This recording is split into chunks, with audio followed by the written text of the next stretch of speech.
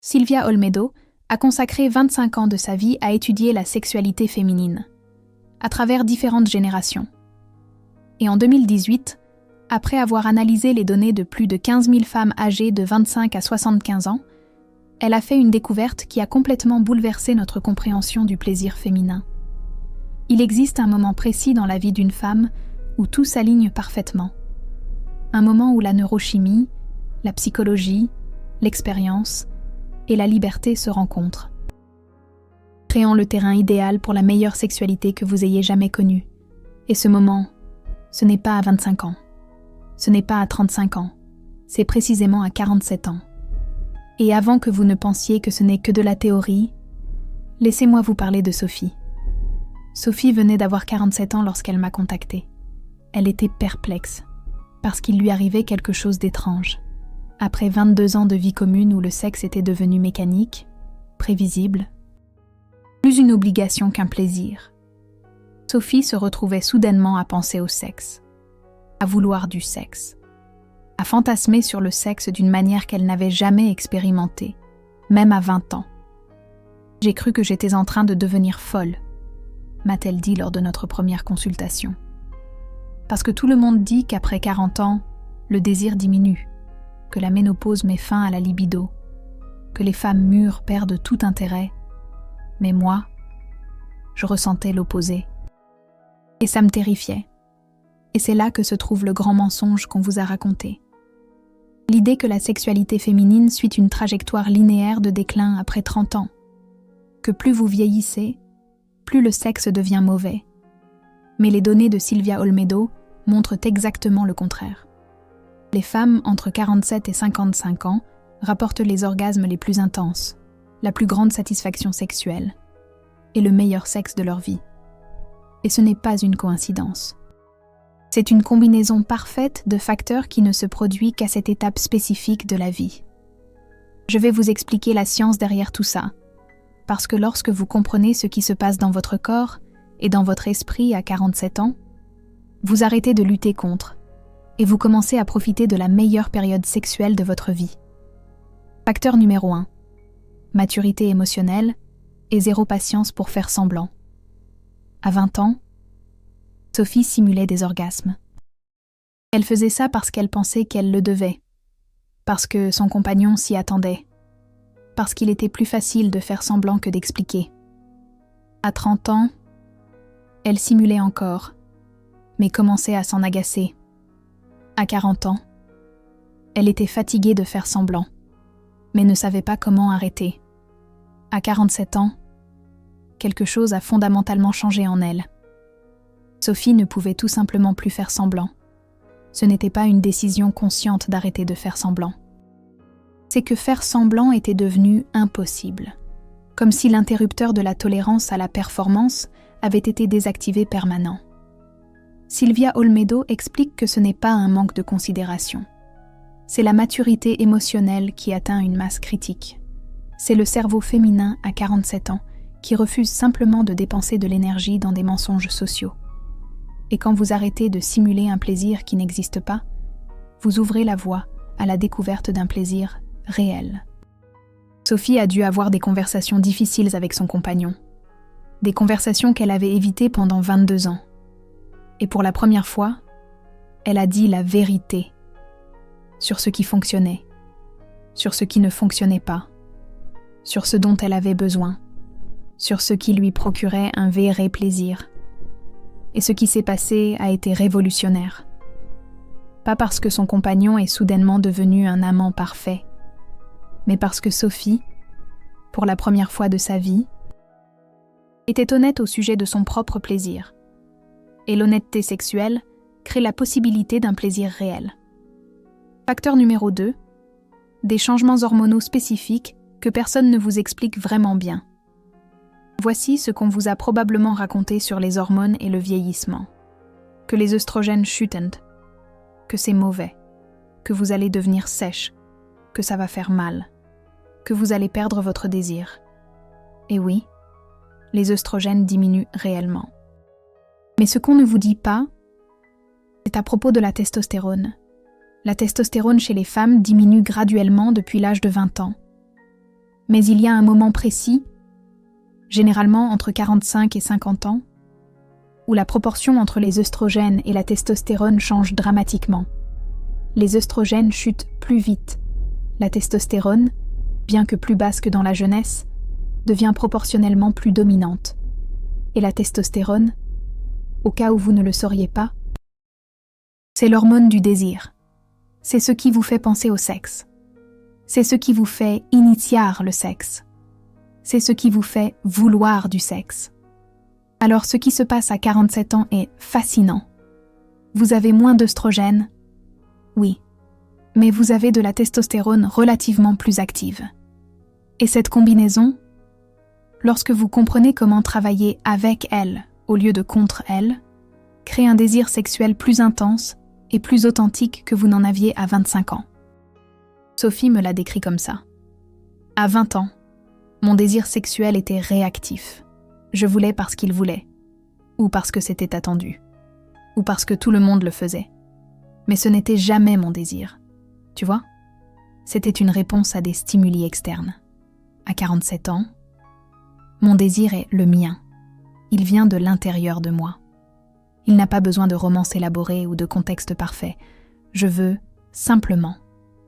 Et cette sensation de vouloir qui vient de l'intérieur de moi est nouvelle. Et elle est puissante. Et c'est ça la différence cruciale. Le désir féminin jeune est souvent réactif et contextuel. Le désir féminin mûr est proactif et interne.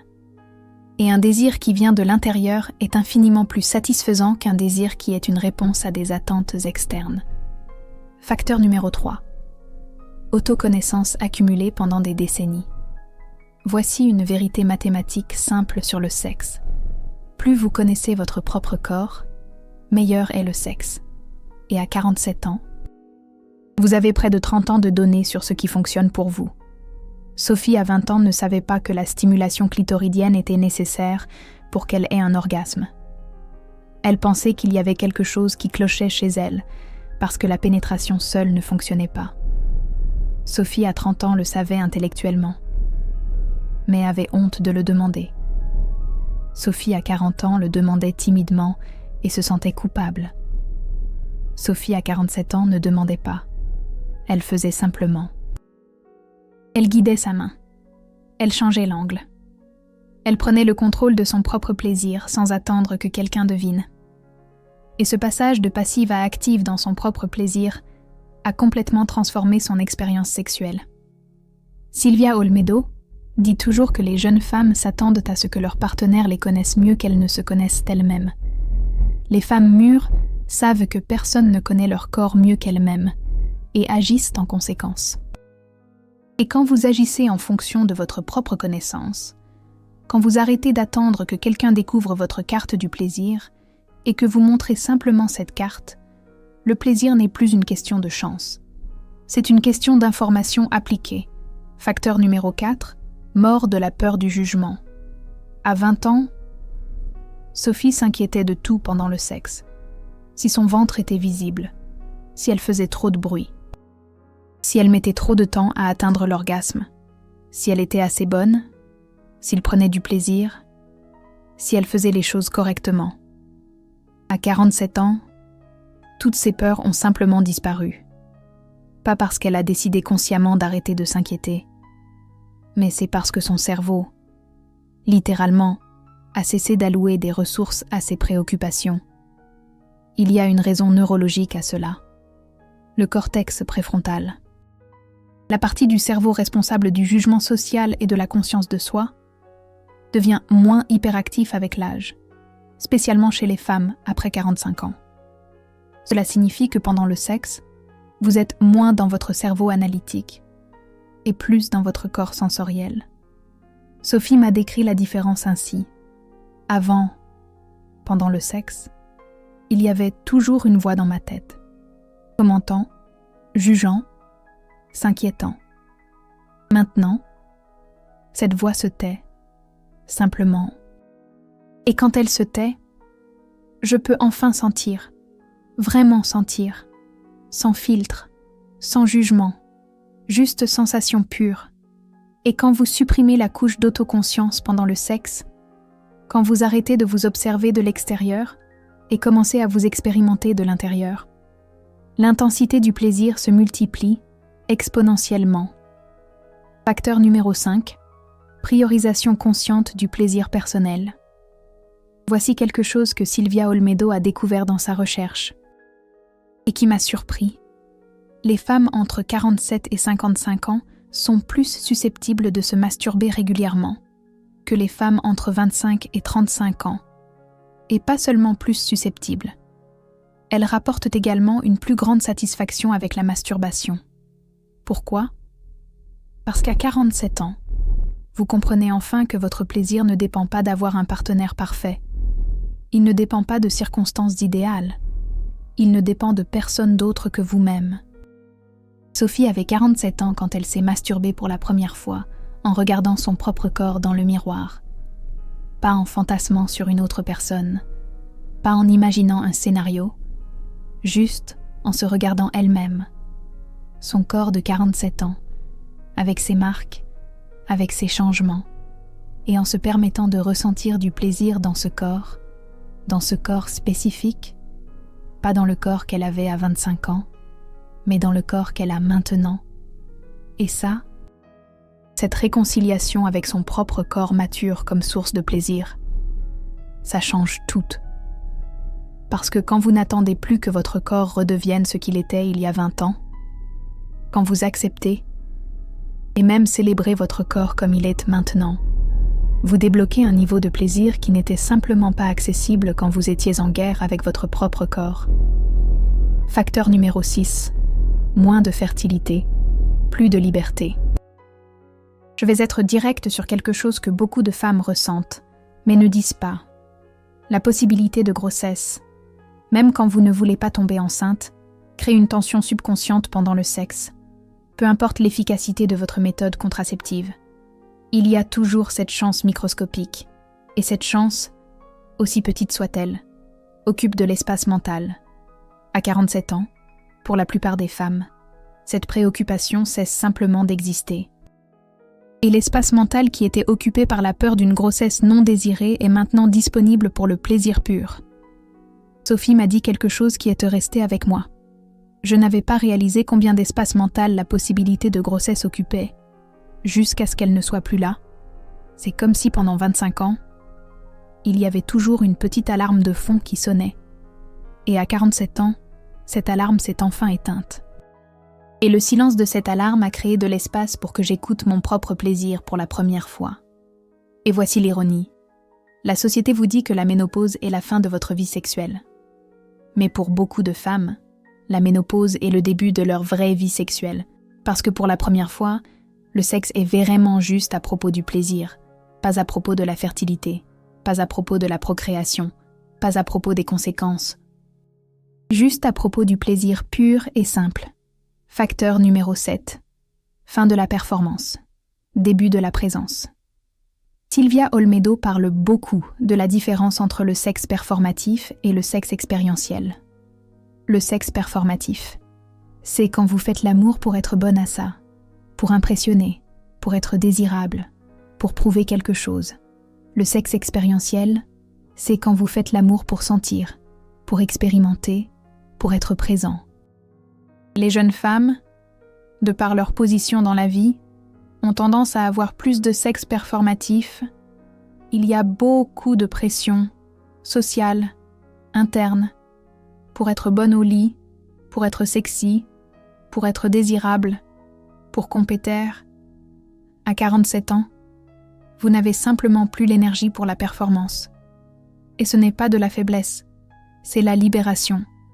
Sophie m'a dit: j'avais l'habitude de m'inquiéter d'être bonne au lit. Maintenant, je m'inquiète de me sentir bien au lit. Et ce changement, de la performance à la présence, a complètement changé mon expérience sexuelle. Quand vous arrêtez d'essayer d'être sexy et vous vous permettez simplement d'être sexuel. Quand vous arrêtez d'essayer d'impressionner et vous vous permettez simplement d'expérimenter. Le sexe se transforme de quelque chose que vous faites en quelque chose que vous êtes. Et être est infiniment plus satisfaisant que faire. Maintenant, Laisse-moi te raconter ce qui est arrivé à Sophie 6 mois après qu'elle ait embrassé ces changements. Elle m'a appelé un mardi après-midi, et la première chose qu'elle a dite, c'est « J'ai eu un orgasme hier, qui a duré tellement longtemps que j'ai cru que j'allais m'évanouir. » Et ensuite j'en ai eu un autre, et encore un autre. Et je ne faisais pas semblant. Je n'essayais pas. J'étais juste en train de sentir. Et c'était la chose la plus intense que j'ai jamais vécue dans ma vie entière. Sophie, à 47 ans, avait des orgasmes multiples pour la première fois. Pas parce qu'elle a découvert une nouvelle technique, pas parce que son compagnon s'est soudainement amélioré de façon spectaculaire, mais parce qu'elle a finalement arrêté de bloquer son propre plaisir avec la performance, avec la peur, avec la honte, avec l'inquiétude. Et voici ce qui est fascinant. Son cerveau n'a pas changé. Son corps n'a pas changé. Ce qui a changé, c'est sa relation avec son propre plaisir. Et ce changement de relation a débloqué une capacité qui a toujours été là, mais qui était inaccessible. Silvia Olmedo appelle ça la neuroplasticité du plaisir.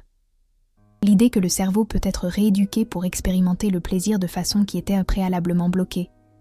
Et la période idéale pour cette rééducation est exactement entre 45 et 55 ans. Parce que c'est quand vous avez la combinaison parfaite de maturité neurale, d'expérience accumulée et de liberté psychologique. Mais laisse-moi te donner le protocole pratique. Parce que connaître la science est génial, mais savoir quoi faire avec cette science, c'est ce qui transforme vraiment votre vie. Étape 1 du protocole Silvia Olmedo pour l'éveil sexuel à 47 ans. Arrêtez de comparer votre corps d'aujourd'hui avec votre corps d'avant. Sophie a passé 3 semaines à faire un exercice spécifique, tous les jours. Après le bain, elle se tenait debout devant le miroir, nue. Et au lieu de rechercher les imperfections, au lieu de comparer avec de vieilles photos, elle observait simplement, sans jugement, comme si elle voyait son corps pour la première fois. Et quelque chose d'extraordinaire s'est produit. Après 2 semaines, elle a commencé à voir de la beauté là où elle voyait des défauts auparavant. Elle a commencé à voir de l'histoire là où elle voyait des imperfections auparavant. Elle a commencé à voir de la vie là où elle voyait du déclin auparavant. Et ce changement de perception de son propre corps a créé un changement dans la façon dont elle se permettait d'être touchée. Parce que quand vous considérez votre corps comme quelque chose qui mérite du plaisir, vous vous autorisez un plaisir qui est tout simplement impossible quand vous êtes en guerre contre lui. Deuxième étape, cartographiez votre plaisir, spécifiquement à 47 ans. Votre corps à 47 ans ne répond plus de la même manière qu'à 25 ans. Et ce n'est pas une mauvaise chose. C'est différent. Et différent signifie que vous devez redessiner votre carte du plaisir. Complètement. Sophie a passé 1 mois à explorer. Seule d'abord. Puis avec son compagnon, à découvrir ce qui fonctionnait maintenant. Pas ce qui fonctionnait avant, mais ce qui fonctionnait spécifiquement dans ce corps de 47 ans. Et elle a découvert des choses surprenantes, qu'une stimulation qui, avant, était de trop, était maintenant parfaite, que des zones qui, auparavant, étaient neutres, étaient maintenant extrêmement sensibles, que des rythmes qui, avant, ne fonctionnaient pas, créaient maintenant des vagues de plaisir. Silvia Olmedo dit toujours que la sexualité à 47 ans n'est pas une version diminuée de la sexualité à 25 ans. C'est une sexualité complètement différente, avec son propre langage, avec ses propres chemins vers le plaisir. Et quand vous arrêtez d'essayer de répliquer le passé et que vous commencez à explorer le présent, vous découvrez que le présent a beaucoup plus à offrir. Troisième étape. Communiquez sans honte ce dont vous avez besoin. Sophie a créé ce qu'elle appelait une carte du plaisir verbal, pas pendant le sexe, mais dans des conversations hors de la chambre. Elle disait littéralement à son compagnon « Ça me donne du plaisir, ça non. J'en veux plus, j'en veux moins. Je le veux différemment. » Et la spécificité de cette communication a tout changé. Parce qu'au lieu d'attendre qu'il devine, au lieu d'être frustré quand il ne savait pas, elle l'informait simplement. Et une information claire crée la possibilité d'un plaisir constant. 4e étape. Prenez le contrôle actif de votre propre orgasme. Voici une vérité qui peut paraître étrange, mais qui est cruciale. Votre orgasme n'est pas la responsabilité de votre partenaire. C'est votre responsabilité. Et à 47 ans, vous avez enfin la maturité pour assumer cette responsabilité sans culpabilité. Sophie a arrêté d'attendre que l'orgasme lui arrive. Elle a commencé à activement créer les conditions pour l'orgasme, en changeant de position, en ajustant l'angle, en ajoutant de la stimulation, en guidant, en dirigeant, en contrôlant. Et paradoxalement, quand elle a pris le contrôle, son compagnon s'est senti moins sous pression, parce que ce n'était plus son travail, à lui seul, de la faire atteindre l'orgasme. C'était une co-création, et la co-création est beaucoup plus agréable pour les deux que la performance unilatérale. 5e étape. Intégrez l'autoplaisir dans votre routine régulière. Sylvia Olmedo dit « Toujours que la masturbation n'est pas un substitut au sexe en couple. C'est un complément. C'est comme ça que vous maintenez une connexion avec votre propre plaisir, indépendamment d'avoir un partenaire disponible. » Sophie a commencé à se masturber 2 à 3 fois par semaine. Pas parce que son compagnon n'était pas disponible, mais parce qu'elle voulait maintenir la connexion avec son propre corps. Elle voulait continuer à explorer. Elle voulait continuer à cartographier. Elle voulait continuer à apprendre sur son plaisir en évolution. Et cette pratique régulière de l'autoplaisir a eu un effet surprenant sur le sexe en couple. Parce que quand vous êtes régulièrement connecté avec votre propre plaisir, quand vous connaissez intimement ce qui fonctionne, vous apportez cette information au sexe partagé. Et cela élève la qualité du sexe exponentiellement. Maintenant, parlons des données scientifiques additionnelles que Sylvia Olmedo a découvertes. Parce que plus vous comprenez la science, plus vous pouvez travailler avec votre corps, au lieu de contre lui. Une étude de l'Université de Pittsburgh en 2016, des chercheurs ont suivi 2400 femmes âgées de 42 à 52 ans pendant 5 ans. Ce qu'ils ont découvert a complètement bouleversé les attentes. Les femmes qui entraient en périménopause ont initialement signalé une baisse de désir, comme prévu, mais entre 18 et 24 mois après leur dernière règle, il y a eu une augmentation dramatique du désir sexuel.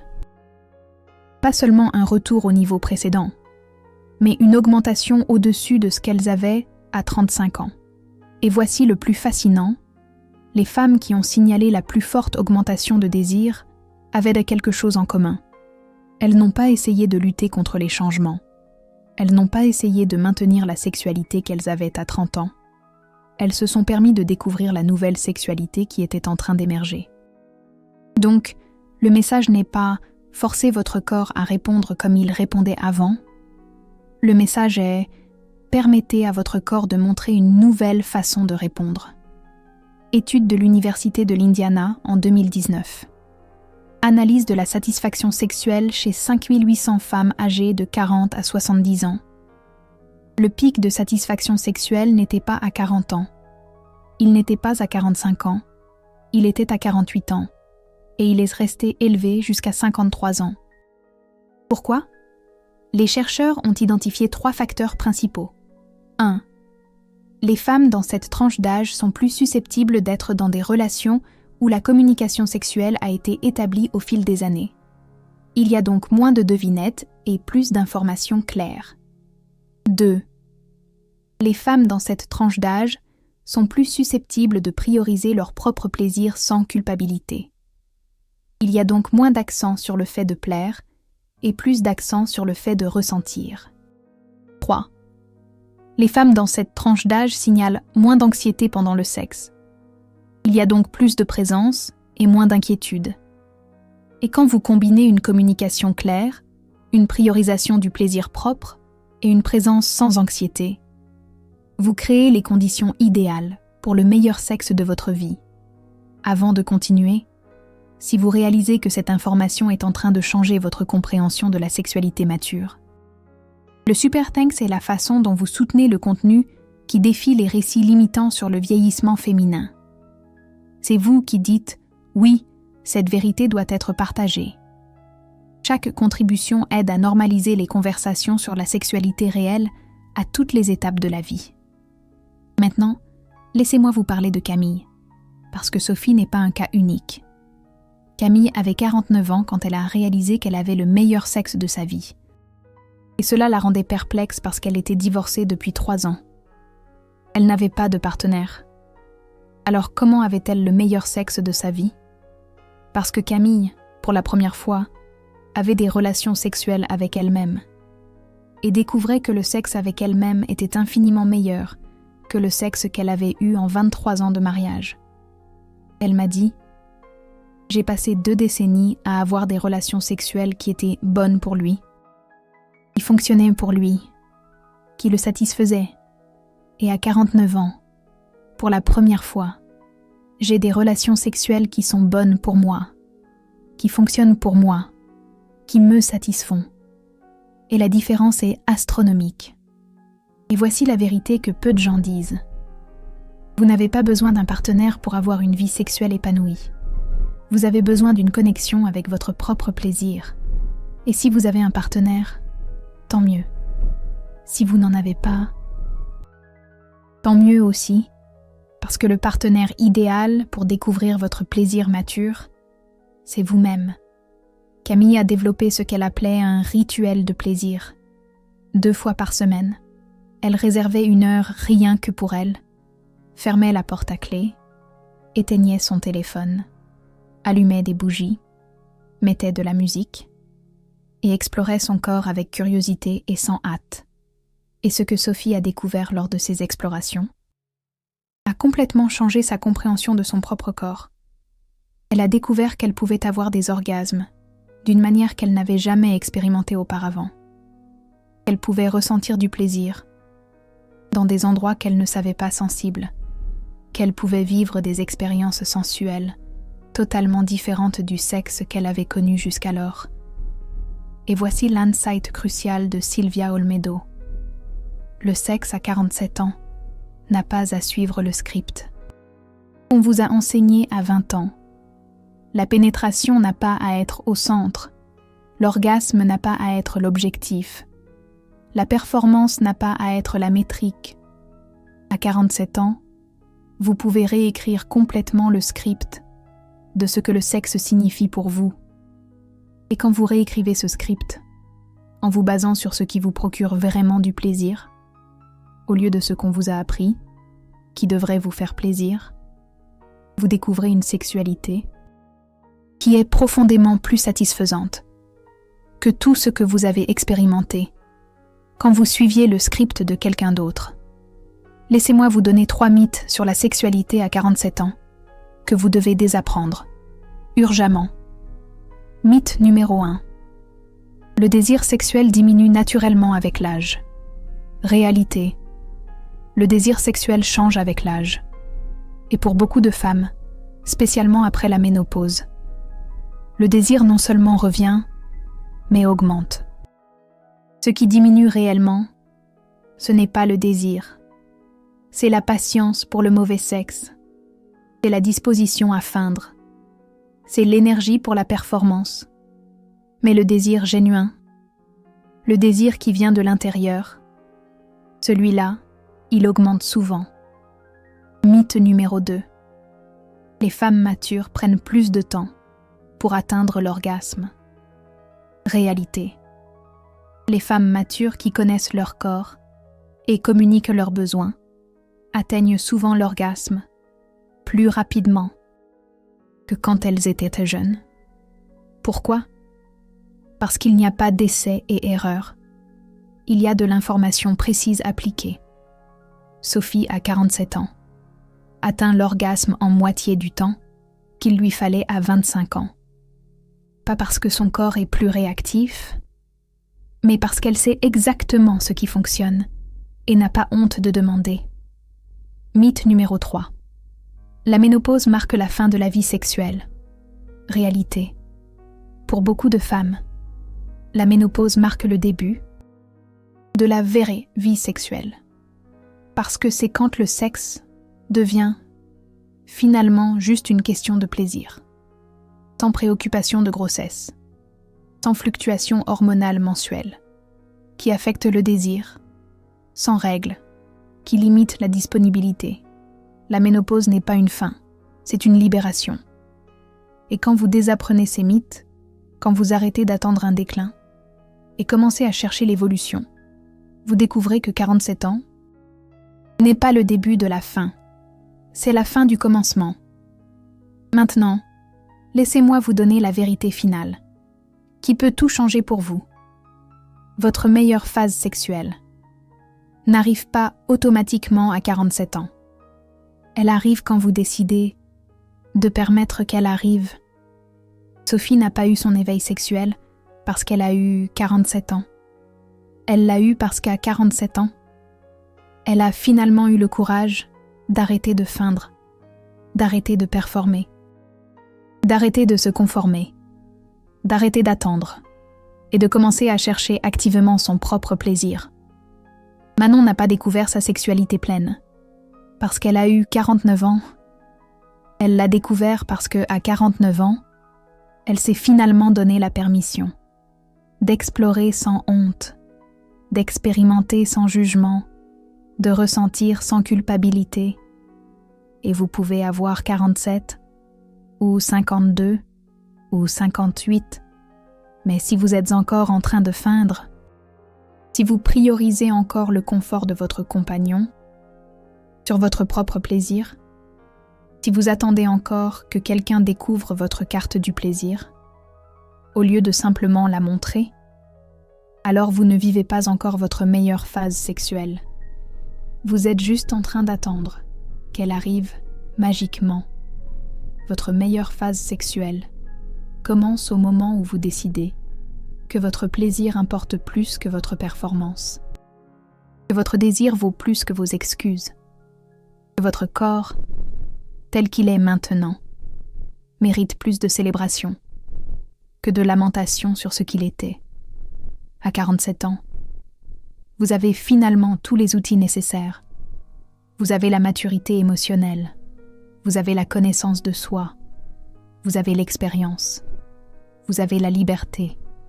La seule chose qui peut manquer, c'est la permission. Et cette permission, ma chère, vous n'avez pas besoin d'attendre que quelqu'un vous la donne. Vous pouvez vous la donner maintenant. Silvia Olmedo termine toujours ses conférences sur la sexualité mature avec la même phrase: votre meilleur sexe n'est pas dans le passé, il est dans le présent que vous n'avez pas encore permis de vivre pleinement. Et il n'y a pas de limite d'âge pour la permission. Alors, voici ma question finale pour vous. À quel âge allez-vous finalement vous donner la permission pour le meilleur sexe de votre vie, ou êtes-vous déjà en train de le vivre? Commentez et laissez d'autres femmes savoir que 47 ou 52 ou 58 n'est pas la fin, c'est juste le début de quelque chose d'extraordinaire.